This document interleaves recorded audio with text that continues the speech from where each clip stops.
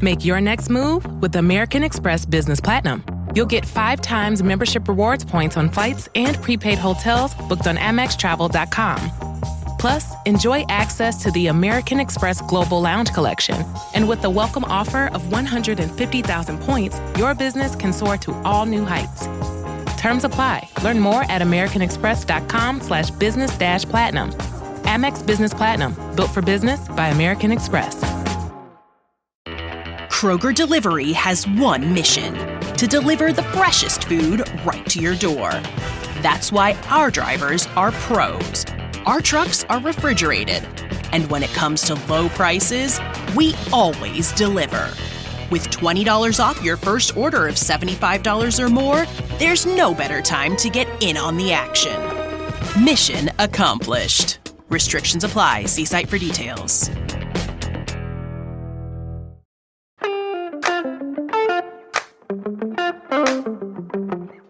Welcome to I Don't Need an Acting Class with Milton Justice.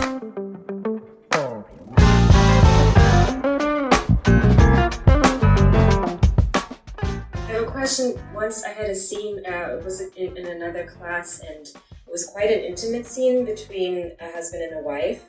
And we were doing it, and kind of midway, I realized that because I've known this actor for a while, but just realizing that the degree of intimacy that we were experiencing there, I kind of fell out. So I just felt like, whoa, like just being aware of this is a degree of intimacy I don't know how to navigate with this actor.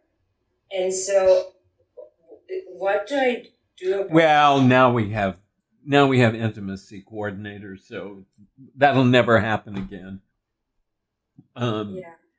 And I mean, look, the thing about it is, in class, when you're in class, you have every right to say, okay, hold on a second, I'm not comfortable here. This also happens when you realize I am not in this scene. I am doing the lines, but I'm not here. That happened to me before. I was sitting there and I kept saying, oh my God, I had no idea Bonnie had so many freckles. And then I thought, no, Milton, you're not in the scene. Forget looking at, okay, now what's your action? I mean, I'm doing all the lines in my mind. It's like, say, all right, what is your action? Okay, now play the action. I mean, it was like I'm going through a totally analytical thing. It's just like, okay, stop looking at Bonnie's freckles. This is a scene where you're trying to tell your two friends that you're dying. And all of it is something that you learn how to negotiate. I mean, there is no answer to this question, is basically what I'm telling you. How do you avoid lying in that moment, though? Exactly. I don't know. I fake it well. I really fake it well. That's my problem. I was never comfortable letting anybody in. I would have been a fabulous British actor. I liked doing Noel Coward. I liked doing Oscar Wilde. I love doing Tom Stoppard. I am very, very happy with not letting anybody see a single emotion. I'm very, very happy with that. I know it's what separates me from really good actors. I could have never been Jonathan Bailey. I could have never been Eddie Redmayne. I could have never been, I mean, they're the kind of people that let you in. I finally got there. But that's what the journey is about. The journey is, I know this is uncomfortable. How do I control it? And the way somebody else controls it is going to be different than you. I have had two actors. I mean, it's one of the reasons that I always say, please don't date. I will say this in rehearsals, please don't date. And I have had two people break up in the midst of the run of a play. And somehow you get through it. I mean, I had a situation so volatile that there was an actor who had a terrible crush on the actress who was dating another actor in the play. And they had scenes together. All of it has that. There was a famous Korean actress, older woman. And I think she was doing a film, and her son had been killed in a car crash. And, she would sit alone in tears in her camper, in her dressing room, and then come out and shoot a scene, and then go back to the dressing room. I mean, it's like, we're not real people. We're not real people.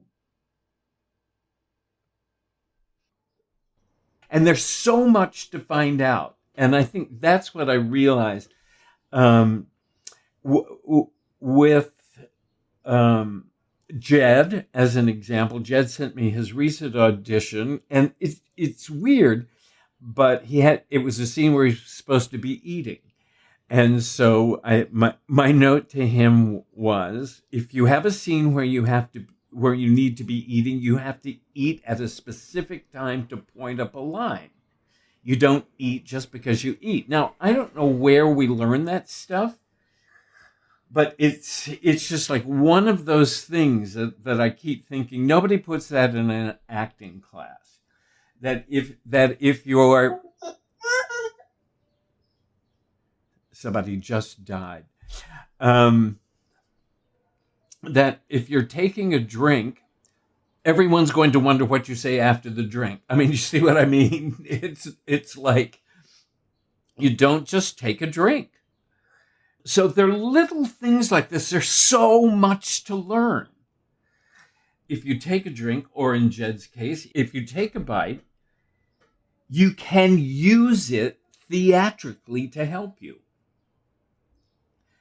In other words, if I had the class that I wanted to teach, we'd have one class where we eat to make a point. I mean, it's just such an interesting idea. In college, I had a combat class. And so in this combat class, we learned how to do things like fall off a table, fall backwards off a chair. I mean, there were so many things, aside from fencing, which of course we use all the time. And I'm so glad that I learned how to fence, because it's just one of those things I use in my daily life. But learning how to fall was great. Learning how to relax so you could fall, all of these kind of things. But for my final exam, my friend Jack Hefner and we were going to have a dinner party. And what we ended up doing, of course, was the use of the food became part of what motivated us. All of this, there is so much to learn. I'm glad Jed sent the audition, because if he hadn't, how would he know that?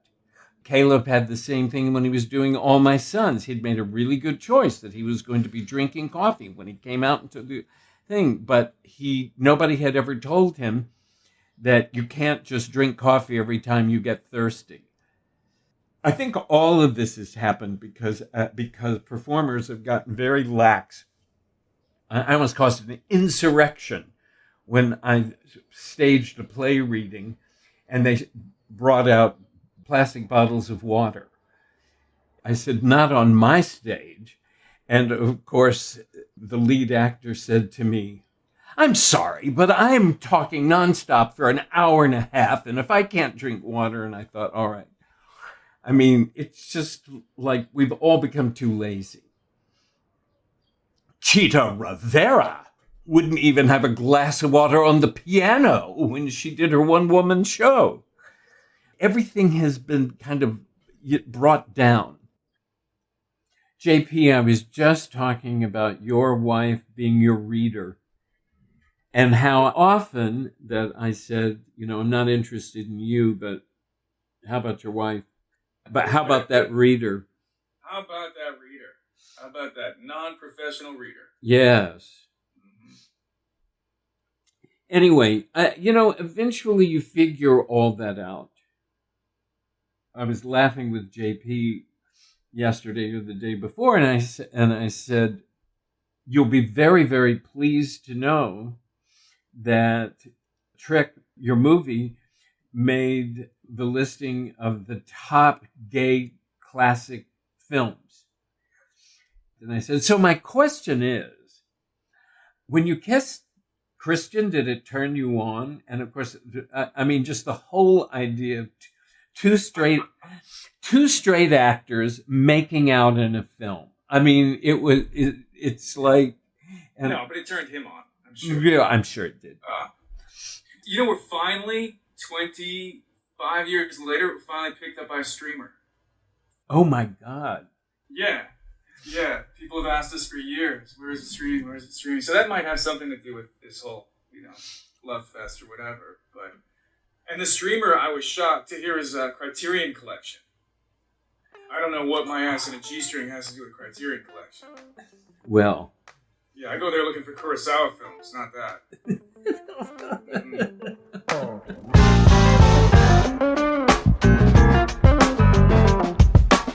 I Don't Need an Acting Class is created and hosted by Milton Justice, produced by me, Walker Vreeland, and music is by Shagoi.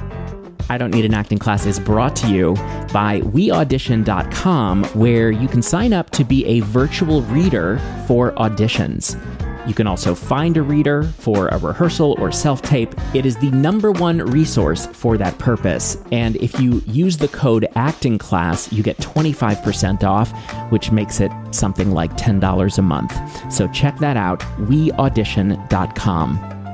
Have a wonderful week, and we will see you back here next time.